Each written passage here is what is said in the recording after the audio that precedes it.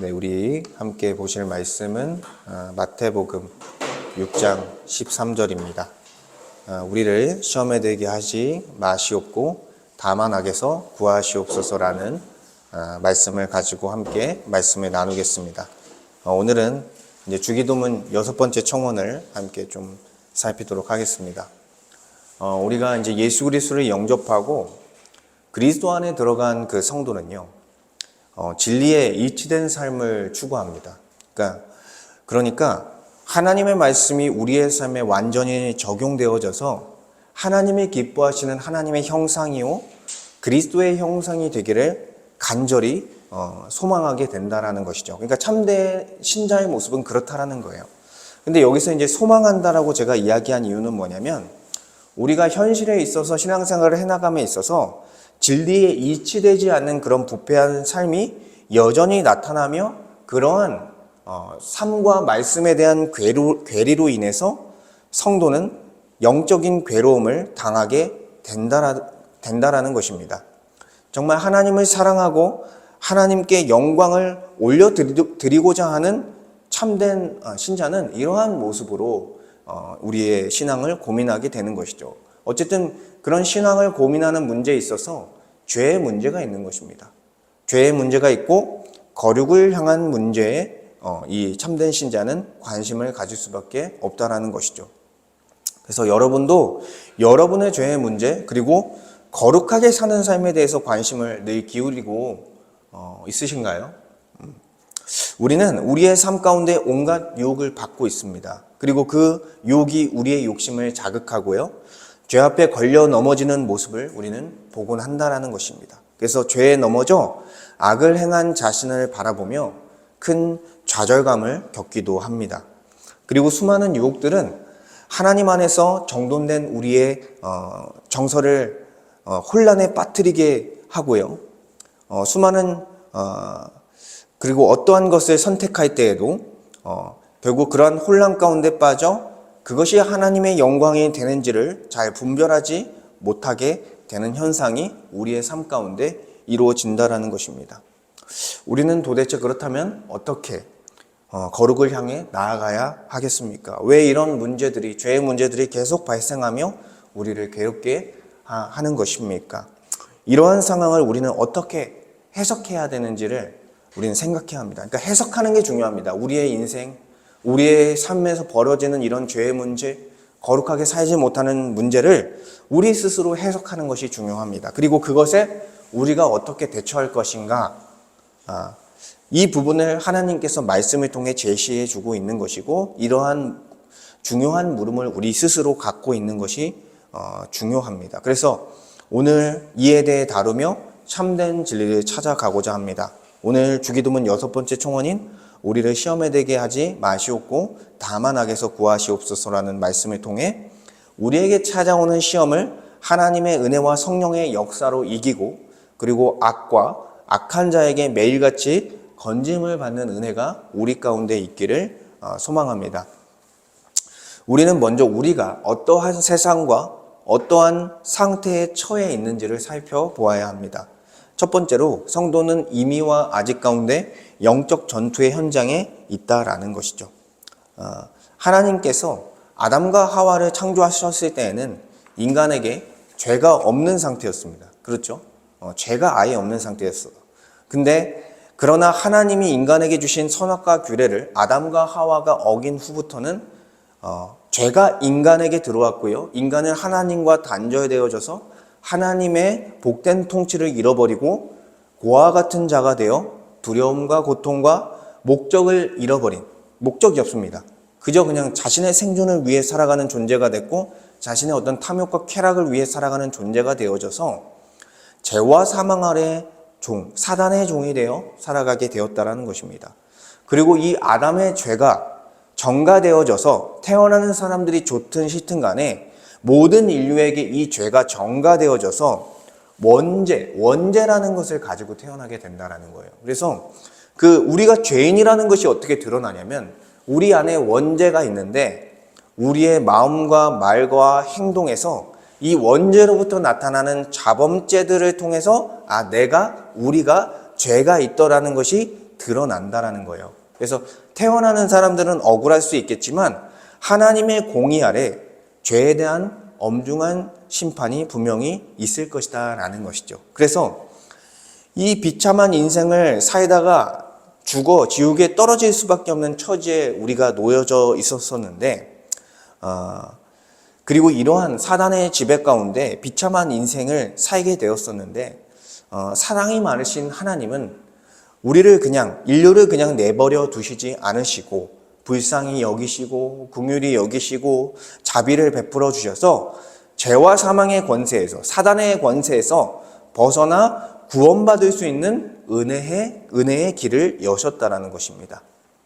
그래서 하나님은 하나님의 그 공의를 충족시키며 인간을 죄와 사망의 권세에서 건져낼 수 있는 방도를 마련하셨는데 그것이 바로 구원 역사다, 구속사다라고 할 수 있습니다. 그리고 이 구속사를 통해 우리가 죄 사함을 받고 그리고 의로움을 덧입혀 주실 수 있는 중보자를 준비해 주셨는데 그 중보자가 바로 하나님의 아들이신 예수 그리스도라는 것입니다. 그래서 하나님은 예수님을 십자가에서 죽으심을 통해서 인류가 받을 모든 형벌을 대신 그 진노를 다 받게 하셨습니다. 그리고 그분이 부활하심을 통해 그분의 의로움이 증명되어졌고 그분의 의로움이 믿는 자마다 또한 의롭다함을 받아 의로 덧입혀질 수 있는 은혜를 하나님께서 마련해 주셨다라는 거예요. 그래서 예수님을 믿기만 하면 죄사함과 의롭다함을 받아 영생을 누릴 수 있는 은혜가 우리에게 주어진 것입니다. 정확히 말하자면 예수님의 십자가 은혜로 우리는 죄에 대한 책임에 대해서 벗어나 자유함을 얻게 되었습니다. 그렇죠? 최종 심판대에서 우리는 더 이상 죄에 대한 책임을 하나님께서 물으시지 않는다는 것입니다. 왜냐하면 참 인간이자 참 하나님이신 그 예수님께서 모든 인류의 죄를 십자가 위에서 담당하심으로써 충분하게 그 죄의 대가를 다 지불하셨기 때문에 우리는 최종 심판대에서 영벌에 처하지 않고 은혜 가운데 완전한 구원으로 들어가게 되는 놀라운 역사가 믿는 자들에게 일어난 것입니다. 그러니까 우리의 구원은요, 그냥 공짜로 얻어진 구원이다 이렇게 생각하기보다는 예수께서 모든 대가를 치르셨기 때문에 우리가 구원을 받게 된 분명한 대가를 치른 구원이다라고 우리는 생각해야 할 것입니다. 다만 우리는 죄책으로부터 자유함을 얻게 됐습니다. 구원을 얻게 됐습니다. 그러나 우리가 완성될 하나님 나라가 완성되기 전까지 우리는 죄의 몸을 갖고 있고 우리의 몸은 그 옛사람의 모습에서 죄에 오염된 모습이 남아있다라는 거예요. 죄로 오염된 모습이 여전히 우리의 육체 가운데 우리 죽을 몸 가운데 남아있다라고 할 수 있습니다. 그래서 이 타락한 몸을 입고 아직 완전히 회복되지 않은 타락한 이 세상과 우리는 마주하고 살고 있다는 거예요. 우리도 타락했고 우리의 몸도 타락했고 그리고 이 세상도 타락했다라는 것입니다. 우리가 새롭게 된 것은 영혼이죠. 우리의 영혼이죠. 그러다 보니 하나님의 통치가 우리에게 임했으나 여전히 육체의 약함이 우리 가운데 공존하고 있고 타락한 세상은 사탄을 배후에 두고 우리를 계속해서 유혹하는 그런 성과 악이 공존하는 세상 가운데 또한 우리의 삶 가운데 처해져 있다라는 것입니다. 그래서 이 육신의 약함은요, 여전히 썩어져가는 구습을 쫓는 옛사람의 잔존하는 죄성을 가지고 자기 중심적으로 욕심과 쾌락을 쫓아 살아가려는 그 옛습관을 가지고 있다라는 거예요. 그래서 바울이 내 속사람으로는 하나님을 즐거워하되 내 지체, 내 몸속에 한 다른 법이 내 마음의 법과 싸워 내 지체 속에 있는 죄의 법으로 나를 사로잡는 것을 보는도다. 결국에는 그렇죠. 우리가 회복된 영혼과 육체에 남아있는 그 잔존하는 죄성이 싸움을 벌이고 있다는 거죠. 이방인의 사도로서 엄청난 일을 행했고 13권의 서신서를 작성한 이 바울 같은 사람도요. 끝까지 어떤 걸 겪고 있는 거예요? 내면의 갈등을 낙원에 가기까지 겪었다라는 것입니다. 신자도 동일하다는 거예요. 그래서 예수님은요. 마음이 원이로 돼 육신이 약하도다라고 말씀하시며 인간이 얼마나 연약한 존재인지를 알려주셨습니다. 장차 예수님은요, 재림하시고 하나님 나라가 완성될 때 우리에게 영광스러운 부활의 몸을 입히셔서 우리를 완전히 건져내 주실 거예요. 근데 그 전까지는 죄의 유혹과 우리의 정욕이 끊임없이 작용하며 우리는 우리 안에 있는 우리 육체가 원하는 그 정욕을 경험하게 되고, 그리고 세상이 우리를 유혹하는 것을 경험하며 이렇게 공경에 처하고 올무에 놓이게 되는 일들이 벌어진다라는 것입니다. 그래서 이 사탄은요, 분명히 최종 심판 때에서 지옥에 떨어지게 될 것인데, 지금은 활동하고 있어서 하나님께서 활동할 수 있는 영역을 남겨두셔서 우는 사자와 같이 삼킬 자를 찾고 있다는 것입니다. 그래서 신자가 되었다 할지라도 구원에 합당한 열매를 맺지 못하도록 신자들에게 덫을 놓고 올무를 놓고 넘어지도록 계속해서 유혹하고 기다리고 있다는 것이죠. 또한 사탄 마귀는 광명한 천사로 가장하여 진리를 왜곡시키고요, 헛된 거짓 가르침에 빠지게 함으로써 복된 신앙생활을 잃어버리게 만든다라는 것입니다. 그래서 너무나 극단적인 신앙생활로, 잘못된 신앙생활로 계속해서 사탄은 우리 신자들조차도 괴롭히고, 불신자들은 예수님을 믿지 못하도록 계속해서 방해하고 있다는 것이죠. 근데 이러한 시험은요, 두 가지 차원이 있습니다. 뭐냐면 하나님 차원에서 우리를 연단하시기 위해서 주어지는 시험이 있어요. 그건 하나님께서 우리를 성장시키기 위해서 주시는 것들인데, 어떤 내용이 있었냐면, 예를 들면 아브라함에게 아들 이삭, 100세 때 얻은 아들 이삭을 바치라는 그 시험은요, 믿음을 시험함으로써 그의 믿음을 증명시키기 위해서 하나님이 아브라함에게 의도적으로 주신 시험이라고 할 수 있습니다. 그러니까 학교에서 저희가 시험 보면은 점수가 나오듯이 이 시험에 참여함으로써 우리가 하나님 앞에 어떤 믿음으로 서 있는지를 확인할 수 있도록 우리에게 그러한 시험의 과정, 연단의 과정을 주시기도 하고요. 또한 우리가 잘못했을 때 자녀들을 훈계하고 온전하게 하듯이 우리를 징계하고 다시 훈련시키시는 그런 시험들을 우리에게 주신다라는 것입니다. 그래서 히브리서 12장의 표현처럼 신자들에게는 연단을 준다라는 거예요. 연단을 주셔서 그것을 통해 더 온전하게 만들므로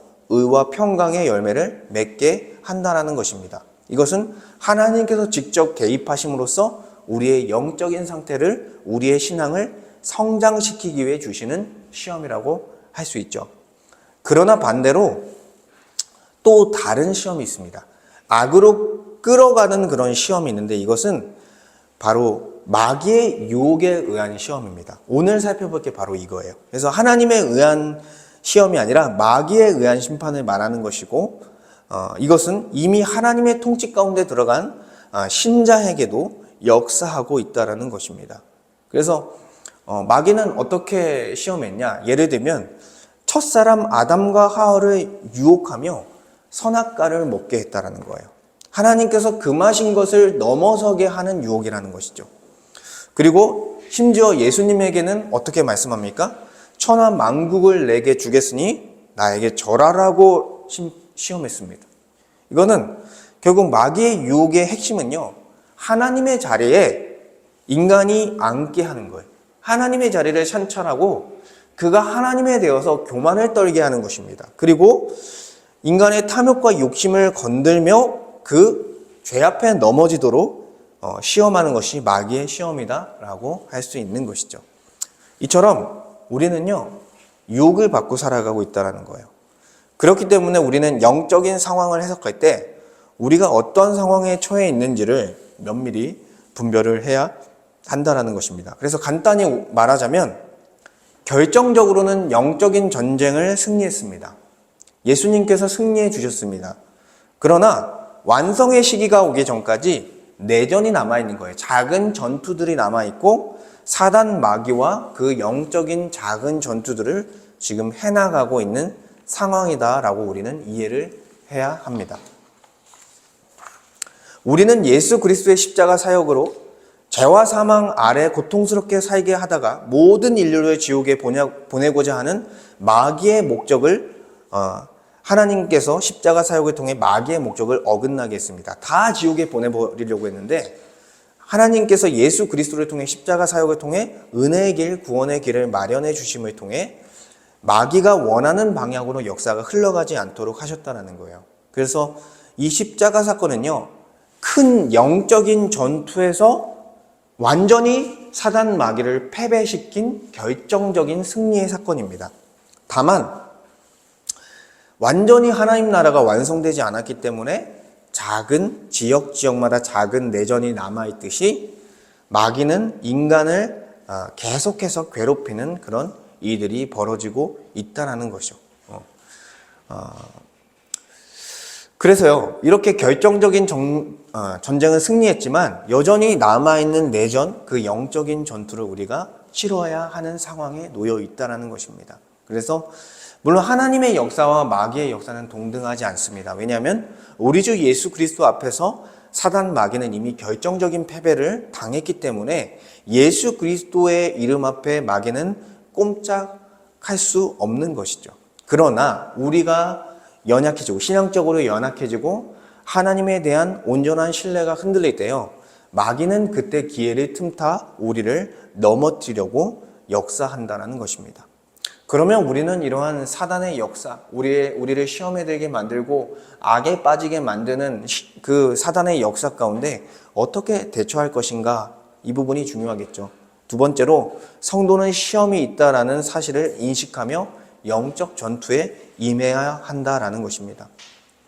그리스도 안에서 참된 성도가 되었지만 아까 말씀드린 것처럼 우리는 죄의 몸을 여전히 입고 있고 그 죄의 몸으로 인해서 육신의 정욕과 안목의 정욕과 이생의 자랑에 너무나 쉽게 심취되어 유혹을 당하게 된다는 것이죠. 그래서 마귀는 성도의 옛 본성과 옛 습관 그리고 약점들을 건드리며 시험에 들도록 유혹하고 부추깁니다. 그렇죠. 우리의 그런 약점들이 있었어요. 죄의 습관들, 우리가 그때 죄를 막 자범죄들을 졌던 것들이 여전히 우리의 삶 가운데 조각처럼 남아있기 때문에 그런 것들을 건드는 것이죠. 그래서 시험에 든 상태에서 시험에 들도록 부추기고요. 그런데 이 시험에 든 상태는요, 죄를 딱 진 상태는 아닙니다. 죄를 짓기 직전의 상태인 거예요. 그래서 이 유혹에 사로잡히게 되고 시험에 들게 되면 어떻게 되냐면 우리의 마음이 시련의 상태로 들어간 것처럼 굉장히 혼란스럽고 마음에 어려움이 작용하게 된다는 것이죠. 그래서 이렇게 유혹에 사로잡히게 되면 하나님의 말씀의 진리에서 벗어나 우리의 분별력이 약화되어지는 현상이 나타나는 것입니다. 그래서 시험에 들게 되면 우리의 생각이 혼란스럽게 변화되고요. 그리고 우리의 정서는요, 하나님과 멀어져서 거룩함에서 멀어져서 부패하게 되고 우리의 의지는 하나님의 말씀의 기준이 되어서 작동하는 것이 아니라 나의 욕망의 충동에 따라 행동하게 되는 그런 흐트러진 모습을 보이게 되는 것입니다. 그래서 말씀을 이성적으로 말씀을 붙잡지도 못하고 감동적으로 변하게 되는 모습을 시험에 들게 되었을 때 우리의 모습을 발견하게 되는 것이죠. 그래서 이 시험에 들게 되는 것은 마귀의 시험과 신자 안에 있는 옛 본성이 함께 작용함으로써 일어나는 거예요. 그러니까 사단이 주권적으로 역사하는 것이 아닙니다. 사단은 어떻게 하는 거예요? 유혹하는 거예요. 덫을 놓는 거예요. 넘어질 수 있게 덫을 놓고 올무를 놓는 것입니다. 근데 그것에 우리의 옛 본성과 옛 습관과 탐욕과 정욕과 쾌락 등이 그 죄를 사랑하는 경향성이 여전히 남아있어서 그 시험 앞에 넘어지게 되는, 그 시험에 들게 되는 일이 펼쳐진다라는 것이죠. 그래서요, 결국에는 시험에 들게 되는 것도 누구의 책임입니까? 사단의 책임이라고 할 수 없어요. 우리의 책임이다라고 할 수 있습니다. 왜냐하면 우리는 핑계할 수 없습니다. 사단은 우리를 유혹하지만 그것에 결국 반응하는 것은 우리의 잔존하는 죄성이고 우리의 믿음을 잘 세워나가지 못했을 때 발생하는 것이기 때문이죠. 그래서 사단의 유혹과 인간의 그 욕심이 함께 작용함으로써 우리는 시험에 빠지게 되고 더 나아가 죄를 짓게 되는 것이다. 즉 신자의 책임이 있다는 것이죠. 근데 어떤 사람은 너무 극단으로 가서 마귀의 역사가 너무나 크다라고 생각하면서 내가 탐욕을 갖고 내가 어떤 명예에 대한 욕심, 쾌락에 대한 욕심, 어떤 이 세상적인 욕심을 갖게 된 게 나 때문이 아니라 다 사단이 역사해서 내 몸에, 내 삶 가운데 이런 현상이 일어나는 것이다라고 과도하게 해석하는 일이 있습니다. 근데 그것은 비성경적인 거죠. 그렇죠. 그러니까 사단은 우리에게 유혹했고 우리의 욕망이 그에 반응하여 넘어지게 됐다. 우리는 이렇게 이해를 해야 되는 것입니다.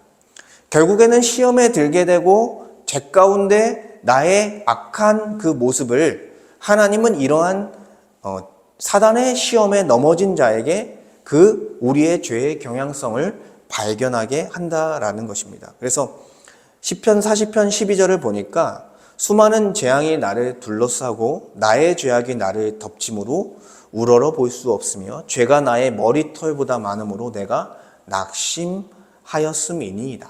그러니까 죄를 진 자 그리고 시험에 들게 된 자는 자신의 죄성을 바라보게 됩니다. 왜냐하면 하나님께서 이렇게 하시는 이유는 뭐냐면 다시 거룩함에 대한 열망을 갖게 하시기 위해서 하나님의 형상으로 그리스도의 형상으로 다시 회복되게 하는 그런 열망을 갖게 하시기 위해서 이러한 넘어진 상황에서도 다시 우리에게 이러한 마음을 품게 하시는 것입니다. 여러분, 우리 눈앞에 펼쳐진 세상은 어떻습니까? 굉장히 고요하고 잔잔합니다. 평안해 보입니다. 가정 안에서는 아내와 자녀들과 행복한 시간을 보내고요. 주어진 직장에서는 평소처럼 반복되는 업무들을 감당하며 직장의 동료들과 웃으며 일을 합니다. 그리고 퇴근을 하고 주말이 되면 운동을 하기도 하고 어디 좋은 곳에 놀러 가기도 하고 친한 지인들을 만나며 고요하고 평온한 생활을 하는 것처럼 보이는 게 우리의 일상이에요. 이렇게 우리의 눈에 보이는 생활에 집중할 때 우리는 영적인 그런 긴장감이 떨어지게 되고 신앙적으로 안주하게 되는 그런 삶을 살게 됩니다. 그러나 우리 눈에 보이는 세계를 넘어서서 있는 영적인 세계, 보이지 않는 세계에서요, 어떤 일이 펼쳐지냐면 총칼이 난무하는 전쟁터와 같이 영적인 전투가 곳곳마다 일어나고 있다는 것입니다. 평화로워 보이는 가정 속에 불화가 일어나고요.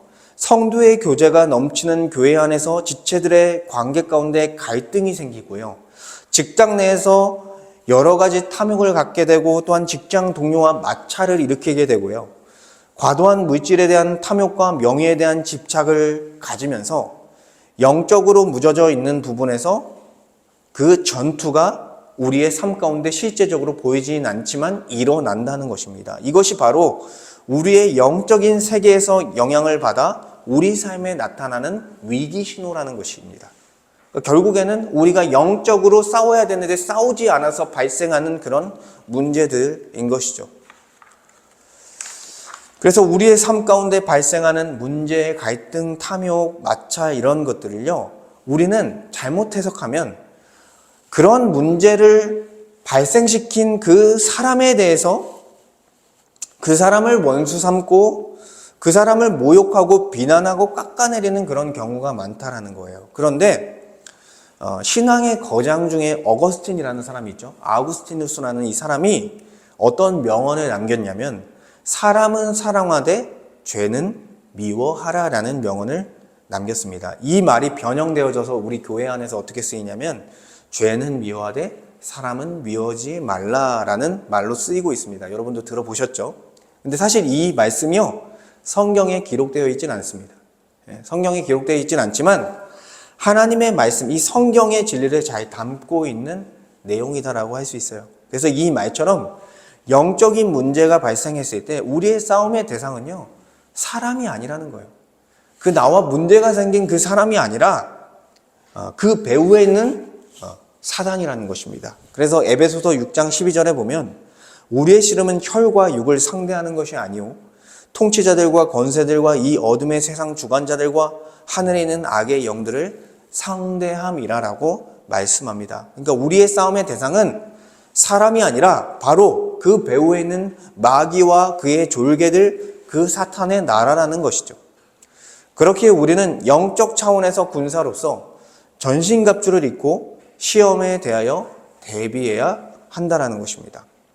에베소서 6장 13에서 17절 말씀을 쭉 한번 제가 보면, 그러므로 하나님의 전신갑주를 취하라. 이는 악한 날에 너희가 능히 대적하고 모든 일을 행한 후에 서기 위함이라. 그런즉 서서 진리로 너희 허리띠를 띠고 의의 호신경을 붙이고 평안의 복음이 준비한 것으로 신을 신고 모든 것 위에 믿음의 방패를 가지고 이로써 능히 악한 자의 모든 불화살을 소멸하고 구원의 투구와 성령의 검 곧 하나님의 말씀을 가지라라고 말씀합니다. 즉 전신갑주를 입어야 하는 이유는요, 능히 대적 마귀와 영적인 전투를 벌이며 승리하기 위해서 전신갑주를 입어야 한다라고 설명하고 있어요. 그리고 이 전신갑주들에 나오는 여러 가지 묘사들에서 결국에는 뭐를 말하는 거예요? 성경의 진리, 예수님으로부터 얻어진 의로움, 그리고 복음, 진리와 말씀, 복음에 반응하는 믿음, 그리고 마귀가 빼앗아 갈 수 없는 우리의 구원, 그리고 성령의 검인 하나님의 말씀. 즉 여기서 전신갑주에서 묘사된 그 부분을 한마디로 말하자면 하나님의 말씀인 거예요. 그리고 그 하나님의 말씀으로부터 은혜를 입게 된 것, 이것이 바로 우리의 전신갑주다라고 할 수 있는 것입니다. 즉 전신갑주를 입는 것은 하나님의 말씀에 온전히 사로잡혀져서 마귀의 유혹과 그 마귀와의 싸움에 대비하는 것이다라고 할 수 있습니다. 그래서 히브리서 4장 12절에는 하나님의 말씀에 어떤 능력이 있는지를 말씀해주고 있습니다. 하나님의 말씀은 살아있고 활력이 있어 좌우의 날선 어떤 검보다도 예리하여 혼과 영과 및 관절과 골수를 찔러 쪼개기까지 하며 또 마음의 생각과 뜻을 판단한다. 하나님의 말씀은 생명력이 있습니다. 활력이 있습니다. 그리고 어떤 검보다도, 어떤 권세보다도 강력하고 예리하고 힘이 있습니다. 능력이 있습니다. 또한 마음의 생각과 뜻을 판단하는 명확하고 선명한 분별력을 가지고 있는 게 하나님의 말씀이라는 거예요. 그래서 이 말씀만이 사단을 대적하기 위해서 준비할 수 있는 그런 전신갑주다라고 할 수 있습니다. 그래서 우리는 하나님의 말씀을 잘 들어야 되는 거죠. 주일날 와서 하나님의 말씀을 우리가 잘 듣는 것이 매우 중요한 거예요. 우리 일주일간의 전장터에 나가서 전쟁에 나가기 전에 우리가 말씀으로 무장하는 가장 집중적인 시간이 바로 주일 시간이고 주일 예배 시간이다라고 할 수 있습니다. 그리고 우리가 매일같이 말씀을 읽어야 돼요. 여러분, 말씀을 읽으셔야 돼요. 한 구절이라도, 한 장이라도 읽고 그 말씀을 연구하고 깊이 생각하고 묵상함으로써 우리가 이 싸움을 쌓아갈 수 있는 준비를 해 나가는 것입니다. 그리고 우리가 할 수만 있다면 건전한 복음적인 서적들을 읽으면서 우리가 알게 된 그 성령의 검인 하나님의 말씀을 더 날카롭고 더 온전하게 만들어가며 그 진리를 붙잡고 살아가는 삶으로서 우리는 우리가 준비해야 한다라는 것이죠. 그런데 이제 오늘 더 에베소서 말씀을 이어서 보니까 그런데 말씀만으로 준비하는 것은 충분하지 않다라고 설명합니다. 그래서 에베소서 6장 18에서 19절을 이어서 보면 모든 기도와 간구를 하되 항상 성령 안에서 기도하고 이를 위하여 깨어 구하기를 항상 힘쓰며 여러 성도들을 위하여 구하라. 또 나를 위하여 구할 것은 내게 말씀을 주사 나로 입을 열어 복음의 비밀을 담대히 알리게 하옵소서 할 것이니 라고 이렇게 말씀합니다. 그러니까 성령 안에서 깨어 구하고 또 자신뿐만 아니라 여러 성도들을 위해서 구해야 한다라는 것을 에베소서에서 말씀하고 있는 것입니다. 그리고 항상이라는 표현을 통해 우리가 모든 일상 속에서 무시로 기도한다 하잖아요. 생각 속에서 기도하고 일을 하면서 기도하면서 하나님과 기도로서 영적인 호흡을 하면서 성령의 인도하심을 받는 삶으로 나아가야 된다라는 것입니다. 그래서 마지막 단락의 내용이 세 번째로 성도는 시험에 들게 하지 마시옵고 다만 악에서 구해달라고 기도해야 한다라는 내용입니다. 죄인된 인간은요, 인간의 힘으로 스스로 시험을 그리고 악을 이겨낼 수 없습니다. 인간은 연약합니다. 여러분 이걸 인정해야 돼요. 우리가 연약하다는 걸 인정해야 돼요.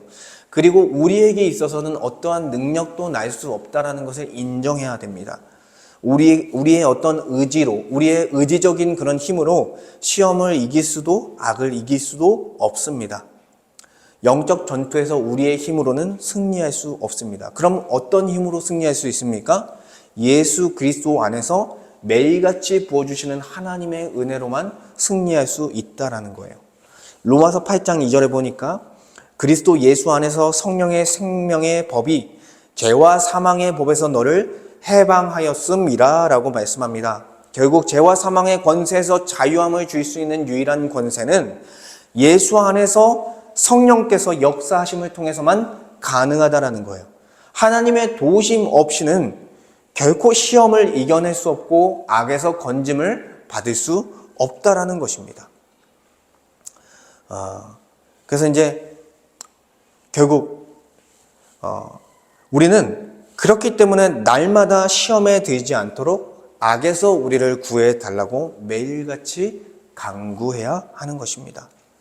그래서 우리의 자신의 힘으로 시험과 악을 건져낼 수 없기 때문에 우리는 기도해야 돼요. 그래서 예수님께서 귀신을 쫓아내지 못한 그 제자들을 보고 어떻게 말씀하시냐면 기도 외에 이런 유는 나갈 수 없다라고 말씀합니다. 그러니까 하나님께 우리의 영적인 전투를 맡겨드리는 거예요. 우리의 힘과 능력으로 사단과 싸울 능력이 없기 때문에 예수 그리스도의 그 권세와 그 능력으로 이길 수 있도록, 그리고 그리스도의 영인 성령께서 역사하실 수 있도록 우리는 기도해야 하는 것입니다. 그래서 하나님께서 분명히 오직 예수 그리스도와 성령을 통해 그 시험과 악의 올무에서 우리를 기도할 때 우리를 건져내 주실 것입니다. 하나님은 시험과 악에서 우리를 건져내셔서 우리의 영혼과 마음을 다시 온전하게 하고 우리의 마음을 보존하며 우리가 다시 하나님을 신뢰하고 하나님을 의지할 수 있도록 도와주실 것입니다. 또한 하나님을 사랑하고 하나님이 주신 법을 사랑하며 우리가 그 법을 지킬 수 있는 거룩의 능력도 다시 회복하시어서 내가 사는 것이 아니라, 그리스도 안에서 내가 사는 것이 아니라 내 안에 그리스도께서 사시는 그러한 인생으로 우리를 변화시키실 것입니다. 그렇기 때문에 우리는 기도해야 되는 것이죠. 그런데 여기서 이 기도는 개인적인 기도일 뿐만 아니라 공동체적으로 드려져야 하는 기도라는 거예요. 말씀에서 우리를 이렇게 되어 있습니다. 시험에 들게 하지 마시옵고, 그러니까 개인이 아니라 우리 교회의 지체들을 위해 함께 기도해야 한다는 것입니다. 지체들도 연약한 인간이죠. 네, 그렇죠. 모든 지체들, 저를 포함한 모든 지체들이 언제나 그 유혹을 받고 넘어질 수 있는 그런 존재입니다. 그렇기 때문에 지체들을 늘 생각하며 함께 중보하며 도구해야 할 필요가 있다는 것이죠. 그들의 상황을 생각하며 그들의 영적인 상태를 생각하며 가능한 대로 우리는 기도해야 하고 그들이 시험에 들지 않도록 악에서 건짐을 받을 수 있도록 기도해야 하는 것입니다. 하나님 아버지께서는 다시 우리의 마음을 다스리시며 우리를 지켜주실 것입니다. 왜냐하면 하나님은 감당하지 못할 시험은 주지 않으시기 때문입니다. 그러니까 우리는 감당할 수 있는 그런 시험 앞에 서 있는 거예요. 고린도전서 10장 13절을 보니까 사람이 감당할 시험 밖에는 너희가 당한 것이 없나니 오직 하나님은 미쁘사 너희가 감당하지 못할 시험 당함을 허락하지 아니하시고 시험 당할 즈음에 또한 피할 길을 내사 너희로 능히 감당하게 하시느니라 라고 말씀합니다. 하나님은 우리가 감당할 수 있는 시험만을 허락하십니다. 물론 그 시험을 감당하는 일은 쉬운 일이 아니죠. 그렇지만 그것 또한 감당하실 수 있게 하실 거예요. 또한 우리가 막혀있는 것처럼 이 문제를 해결할 수 없는 것처럼 보이는 우리의 그런 문제와 갈등들을 하나님은 분명히 피할 길을 내사 그 시험을 이기고 악에서 건짐을 받을 수 있도록 길을 여실 것입니다. 하나님은 그렇게 길을 여시는 분이라는 거예요. 그래서 길을 내시고 기적을 일으키시고 어둠 속에 있는 우리를 밝히실 것입니다. 그리고 마지막 날 모든 시험과 악에서 우리를 완전히 건져내 주시며 완성될 그 하나님 나라를 또한 우리에게 선물로 주실 것입니다. 그때까지 우리는 그 나라를 소망하며 하나님의 그 말씀과 또한 이 기도, 6번째 청원과 같은 기도로서 영적 전투의 현장에서 우리는 군사로서 싸워가야 되는 것입니다. 오늘 주기도문의 6번째 청원을 배우며 우리는 영적인 전투의 현장에 있으며 날마다 하나님의 말씀과 기도로 나아가지 못한다면 우리는 시험에 들 수밖에 없고 악한 자의 위협 앞에 무릎을 꿇을 수밖에 없다는 것을 우리는 보게 되었습니다. 그렇기 때문에 하나님의 말씀, 이 생명의 말씀을 우리는 더욱 붙들어야 되는 것입니다. 그리고 우리가 시험에 들게 마시옵고 다만 악에서 구하소서라고 기도하며 이미 승리하신 예수 그리스도를 붙들고 성령의 역사하심을 기대하며 나아가야 합니다. 하나님은 분명히 우리에게 피할 길을 내실 것이고 그때마다 우리를 인도하실 것입니다. 오늘 이 말씀을 붙들고 함께 기도하도록 하겠습니다. 함께 다 같이 말씀을 생각하며 기도하도록 하겠습니다. 아버지 하나님, 주님, 오늘 말씀을 통해서 우리가 예수 그리스도 안에 들어가 하나님의 통치를 받고 하나님의 다스림을 받는 존재가 되었음에도 불구하고 우리의 죽을 몸과 우리의 잔존하는 죄성, 죄에 오염된 우리의 마음이 여전히 여러 가지 세상의 유혹 가운데 끌려 또한 시험을 받게 되고 또한 그 율법을 어겨 또한 악한 악행을 행하는 우리의 모습들이 여전히 있습니다. 주님, 또한 사단은 역사하여 우는 사자와 같이 광명한 천사로 가장하여 우리를 시험하며 우리에게 덫을 놓고 올무를 놓고 우리를 넘어뜨리고 또한 우리를 걸려 넘어뜨려 죄 가운데 비참하게 살게 하려고 계략을 꾸미고 있습니다. 아버지, 우리의 능력과 우리의 힘으로 또한 우리의 인간의 어떠함으로써 이러한 시험과 이러한 문제와 갈등과 어려움을 해결할 수 없습니다. 하나님께서 은혜를 허락하여 주시옵소서. 예수 그리스도 안에서 생명의 성령의 법으로서 우리를 구원하여 주시옵소서. 우리를 이 시험에서 건져내시고 우리를 이 악에서 건져내어 주셔서 정말 우리 눈에 보이지 않지만 영적인 전투의 현장에 우리가 살아가고 있사오니 사단은 끊임없이 우리를 유혹하고 우리의 육신은 잔존하는 죄성은 그 유혹에 계속해서 반응하려는 그런 모습이 있사오니 아버지 하나님, 우리가 시험에 들게 하지 마시옵고 아버지 다만 악에서 우리를 구하여 주셔서 아버지 안에서 평안하고 복된 삶을 살아가기 원합니다. 또한 우리 모든 지체들을 지켜주시옵소서. 우리 지체들이 주 안에서 시험에 빠지지 않고 악에 넘어지지 않고 주 안에서 함께 나아가길 소망하오니 아버지 하나님께서 은혜를 베푸시고 또한 그리스도 안에서 우리를 회복시켜 주시옵소서.